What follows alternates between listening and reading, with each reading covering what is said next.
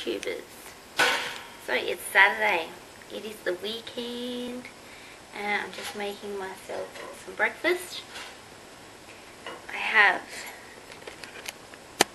some toast, and I've also got some baked beans and 4 egg whites with some turmeric and pepper.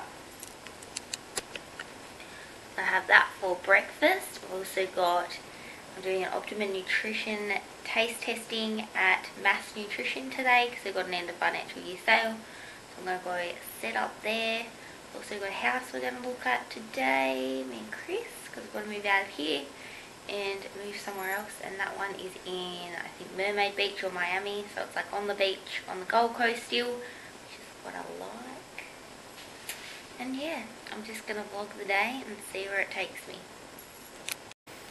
Just went for a nice walk along the beach. Haven't had any rain here since we've been here, and it's been, I feel like I just said been 100 times. We've been here for 3.5 weeks and we haven't had any rain, and we were watching TV last night and apparently we're supposed to get a massive downfall this weekend, so walked along the beach this morning just to make the most of that before the rain comes.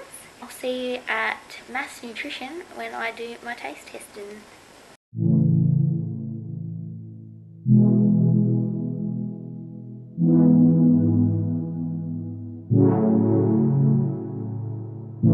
I got trapped in your eyes the moment you looked at me.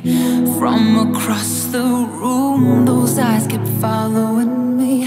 Something popped in my brain, oh baby, only you I see. Feels like I'm going insane and only you can save me. Feels like I'm drowning in ocean's blue. Baby, come on, baby, baby, come on, let's go. I'm losing control of the lights in this space. Keep jumping around, all I see is your face. Now you're moving closer, no time to escape. Your hand on my shoulder shoots me into space, and I can't deny how badly I need you now. I need you now. I need you now. I need you now. I need you now. I need you now. I need you now. I need you now. I need you now. You take away my breath now, boy. Don't you dare steal my heart now, boy. I know you're something that I'll enjoy. Move a little bit closer now, to some place where there ain't no crowds. I wanna get to know you right here and now. I got trapped in your touch the moment you took my hand. Led me all the way to the ocean sand. You told me don't worry as the moonlight glared. I pulled you in close, so whispered I'm not scared. I'm losing control, the lights in this place. Keep jumping around, all I see is your face. Now you're moving closer, no time to escape. Your hand on my shoulder shoots me into space. What's up, guys? Coming back at you with another clip. Just wanted to touch on a bit about carb cycling. So for those of you who don't know, carb cycling is, in basic terms, just having high carb days and low carb days. So in terms of your macros, they're not always the same every single day. So you might do your high carb days on your leg days, and then do your low carb days on your other days. This is just because the higher carb days, you probably want to eat more carbs to promote muscle growth, and then your low carb days, you're promoting fat loss because you're eating less carbs, you're eating less calories, so you're eating less food. Reasons why it's used is obviously to optimize muscle gain on the days that you eat high carbs, and to optimize less fat gain or fat loss depending on whether you're still in a surplus or a deficit on your low carb days. Pretty much that's what it's for. It can also be to break fat loss plateaus. So if you are in a deficit for a very long period of time, eating low carbs all the time, your body can hold on to the food you're eating because it knows that it's not getting much that day.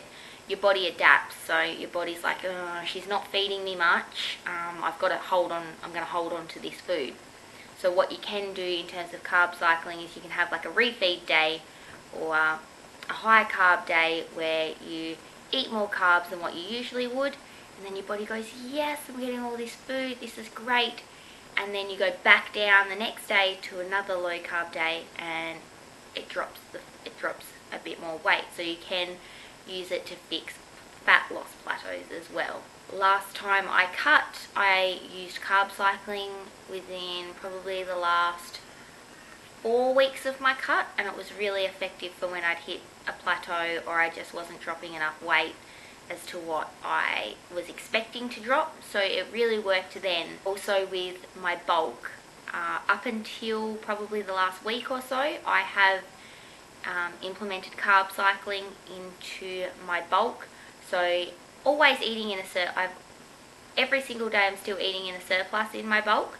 I was just eating a lot more carbs on my leg days because I was looking for strength in my squat and I want to optimize the amount of muscle I was building, and this was just to increase insulin sensitivity and aiming for more growth on those leg days because that is something I have wanted to build up mostly.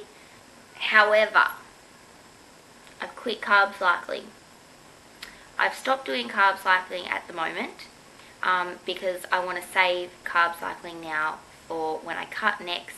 My aim isn't really to put on muscle on my higher leg days and stay as lean as I can still and eat less carbs on my upper body days. It's not really where I am at the moment in terms of my bulk. I am aiming to grow my overall physique at the moment now, all over. So I've just got the 1 macros every single day, rest days, upper body days, leg days. I've just got the same macros just because I'm not really finding it necessary to stay lean at the moment. That's just not one of my goals. My goal is to put on some muscle, and with that it's going to be some fat gain as well. Just because I'm training upper body that day doesn't mean the carbs I'm eating that day are just going to my upper body. I'm very sore in my lower body most of the time, so I've always got nutrients having to go there and repair, and if they're not repairing, then I'm working them out. So that is why I'm not really finding it necessary this far through my bulk to keep carb cycling. I'm going to stop that. So whatever it is you're doing, if you're doing it for an extended period of time, there will be a plateau point. So with saying that, the carb cycling, obviously I did it all through my cut, and now I've been doing it this far through my bulk. My body it knows. It's kind of in that repetitive stage where it's adapting to carb cycling. It knows I'm having a high day, it knows I'm having a low day, that sort of thing. It is very adaptive to what you're doing if you do it for a long period of time. So I want to save carb cycling for my cut, as that'll be the most important time and the most effective time that I want to use it.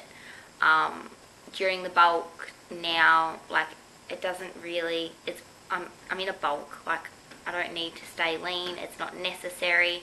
I just want to put on as much muscle as I can at this stage. So I feel like if I leave my carb cycling until my cut, I will get the most optimum benefits from it.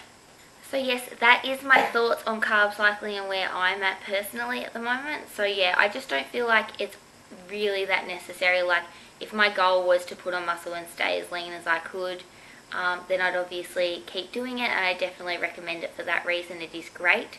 But despite that, you still have to be in a surplus. You can't be in a deficit to put on muscle. So there's still going to be a little bit of fat gain, but I guess it's just carb cycling would minimize the amount of fat gain on some days and optimize muscle growth on others. So it is great, and I love carb cycling. It is the #1 like lifesaver when it comes to staying lean. It's great. It's a great way to manipulate your body, and it's great for fat loss plateaus, that is the reason why I'm going to save it up my sleeve. I'm going to have a little break from it, and I'm going to hit that carb cycling probably when I need to throughout my cut, and it's going to manipulate the hell out of my body, and I'm going to come in lean AF. So yes, my chat on carb cycling, guys, went for a little bit long, but yeah, that's what I got for you. So that will probably conclude the video. So I hope you enjoyed it, and